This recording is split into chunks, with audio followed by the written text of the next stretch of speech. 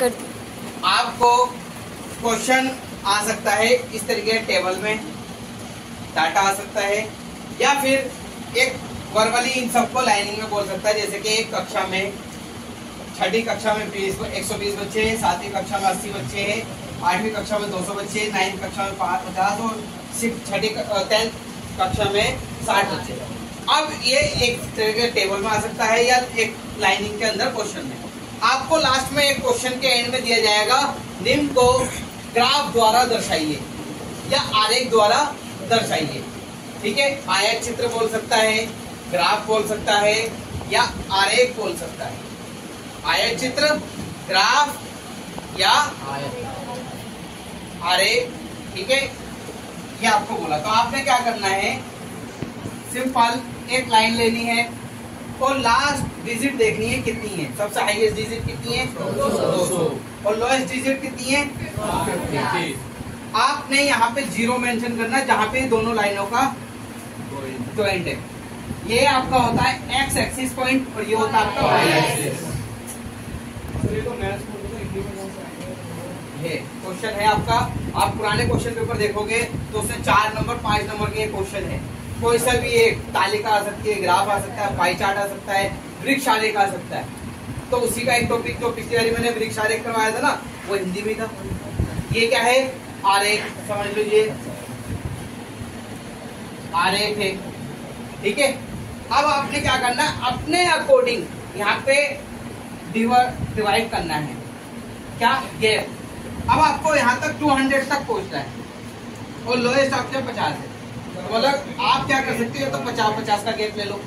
अगर आपके पास आपने बड़ा ग्राफ बना लिया है तो आप 40 का भी गैप ले सकते हो, 40 का। तो आपने यहाँ पे देखिए, यहाँ से कितना गैप लिया, पहला 40, उसके बाद इतना ही गैप आगे लेना है, सेम 80। 40 का डबल कितना हो, 80। फिर 80 में 40 प्लस करो 120, फिर 40 में 120 में 40 प्लस करो 160, फिर 40 में 160 में 40 प्लस करो 200। क्या आपका गैप बराबर बराबर हो गया। यहाँ पे आप जब रजिस्टर में बनाओगे तो आपने ये देखना है कि रजिस्टर के अंदर आपकी लाइनिंग होगी इस तरीके से। बहुत से बच्चे क्या करते हैं, जब यहाँ पे गैप लेते हैं, एक 40 तो इस लाइन पे लिख दिया, अगला 80 क्या करेंगे, यहाँ पे बीच में लिख दिया। तो यहाँ पे ये देखो इसका गैप, उसके बाद अगला यहाँ पे लिख दिया इस लाइन पे 120। तो यहाँ पे गैप में फर्क आ गया भाई, 120 से 80 इतना। तो यहाँ पे ये अगर एक लाइन का गैप लिया है तो अब सारे गैप आपको एक एक लाइन के ही लेने पड़ेंगे। तो ये गैप आपके इक्वल होने चाहिए। ये नहीं कि आपने यहाँ से 40 to 80 तो लिया, लेकिन 80 आपने कर दिया यहाँ पे और 120 कर दिया अगला इतनी दूरी पे। तो ये गैप जो आप ले रहे हो ये भी बराबर होनी चाहिए। इसके बाद आपका यहाँ पे ये क्लासेस है, ये तो आगे आपकी बच्चों की संख्या, यहाँ पे आ जाएगा कक्षा। ठीक है, कक्षा में आपने क्या करना है, यहाँ पे 9 और 6 से लेना है, 6, 7, 8, 9, 10। अब 6 में कितने हैं, 120। यहां से आपने स्टार्ट करा, ये 120। ठीक है, 7 पे कितने हैं, 80। ये प्रॉपर पेंसिल स्केल का यूज करोगे। ठीक है, ये लिखने वाला काम आप पेन से करोगे, लेकिन जो लाइनिंग वाला काम है सारा पेंसिल से करोगे। 8 पे कितना है, 200। 9 पे कितना है, 50। अब 50 यहाँ पे नहीं है। अब बहुत से बच्चे इसके लिए कंफ्यूज हो जाएंगे, तो वो क्या करते हैं, जो ज्यादा अकलमंद होते हैं वो यहाँ पे एक 50 की लाइन डाल देंगे। हमने पेपरों में चेक करा है, ऐसा हुआ है बच्चों का, उन्होंने 50 क्या करा, अलग से बना दिया और ये दिखा दिया था 50 ये रहा। आपको यहीं पे ही 50 लाना है, ये नहीं कि गलत करना है। तो 50 के लिए आप 40 के जस्ट इसके 4 पार्ट करोगे 10-10 के, तो आपको 50 यहाँ पे मिल जाएगा। तो 50 आपका 40 से जस्ट थोड़ा सा ऊपर 50 आ गया। इसके बाद कितना है, 60। तो 60 थोड़ा 50 से और ऊपर आ जाएगा। बहुत से बच्चों ने हमें पेपर में जब देखा हमने, तो उन्होंने क्या करा, गलतियां भी अभी दिखाऊंगा। ये आपका रियल ग्राफ हो गया। यहाँ पे आप इनके नंबर आप लिख सकते हो, जैसे कि 120, ठीक है, 80, 200, 50, 60। यह आपका आंसर हो गया। क्लियर?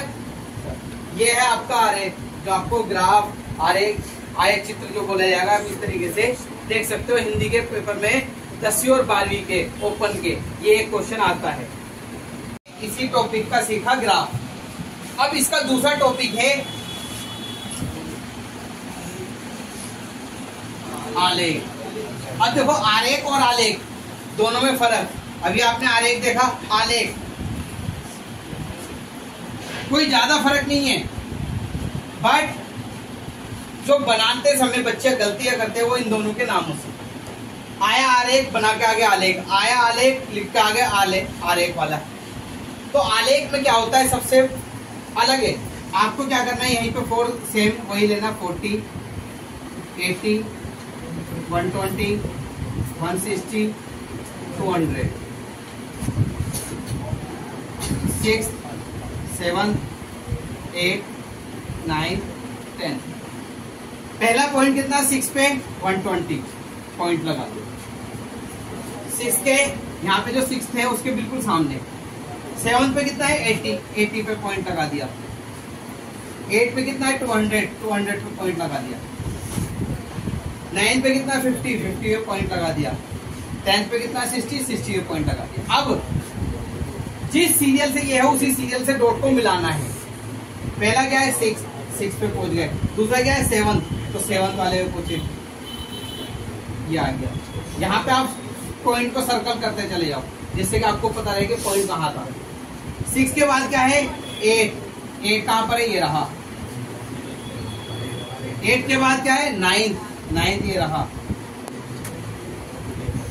ये आ गया। 9 के बाद क्या है, 10 पॉइंट पे मिला दो, ये आपका आंसर है आलेख वाला।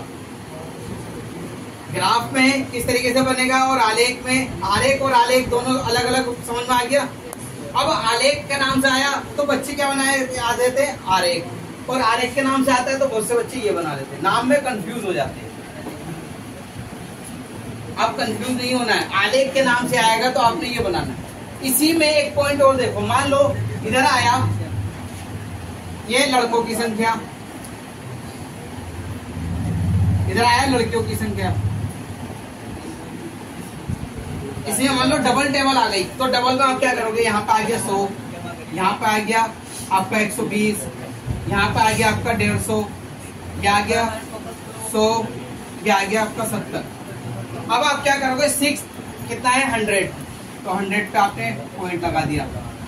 ठीक है, इधर मान लो 100 ये रहा बीच में। 7 पे कितना है, 120, 120 पे पॉइंट लगा दिया।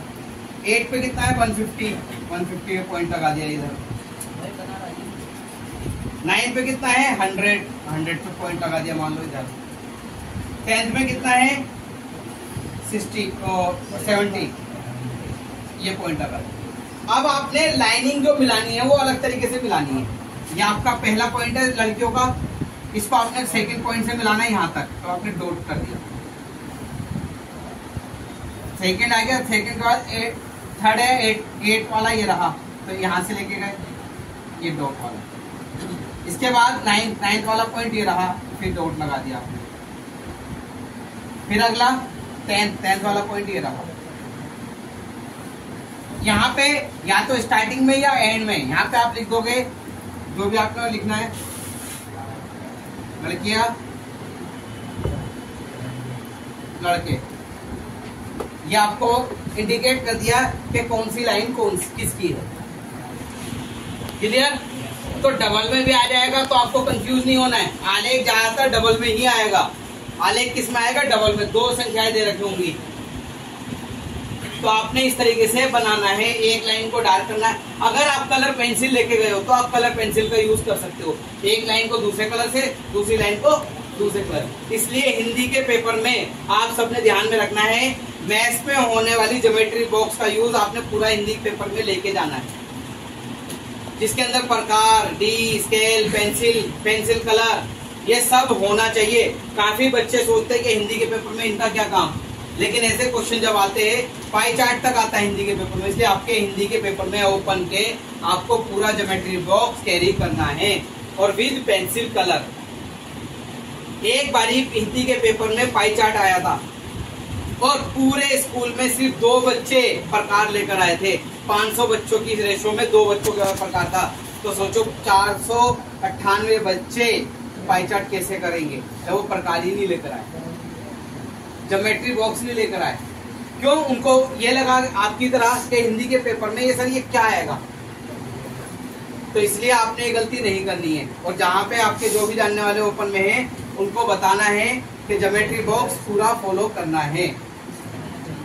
Thank you.